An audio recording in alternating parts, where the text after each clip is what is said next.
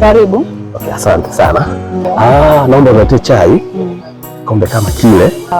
Lakini pia t-shirt kama ile, umeona ile? Sawa. Na kofia pia safi. Ndio. Yeah. Fanya hivyo.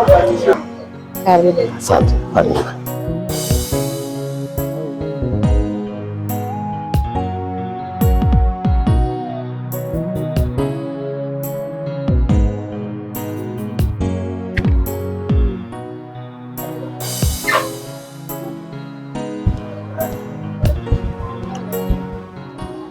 Dada, naomba bili yangu. Nadaiwa shilingi ngapi hapa? Bili yako ni shilingi 35,000. 35? Ndio. Chai shilingi 35? Ndio. Hebu kuweni serious na biashara. Kivipi? Kwa sababu kofia hii ya usiku wa shukrani baraka tele ni shilingi 10,000. Pamoja na t-shirt hii ya usiku wa shukrani ni shilingi 20,000. Pamoja na kikombe hiki cha usiku wa shukrani baraka tele ni shilingi 10,000. Aha. Ndio. Usiku wa shukrani. Ndio. Itakuwa ni lini hiyo? Itakuwa tarehe 30 mwezi wa kwanza mwaka 2026. Aha. Ndio. Itakuwa wapi?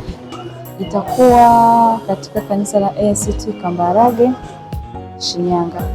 Utakuwa ni usiku wa kumshukuru Mungu kwa matendo makuu ambayo Mungu aliyokutendea toka Januari mpaka mwaka mzima ulioisha huu. Sasa basi unakaribishwa wewe ndugu mteja wangu mzuri ambaye umekwenda kununua hizi t-shirt pamoja na kofia hii ya baraka tele, uje ukiwa umependeza sana. Pia utakuwa na kwaya mbalimbali zitakazo hudumu pamoja na kwaya ACT Kambarage. Tunakaribisha sana. Kauli mbiu ya mwaka 2026, usiku wa shukrani baraka tele. Usiku wa shukrani baraka tele. Usiku wa shukrani baraka tele. Baraka tele. Usiku wa shukrani. Karibu sana. Usiku wa shukrani baraka tele. Baraka tele. Usiku wa shukrani.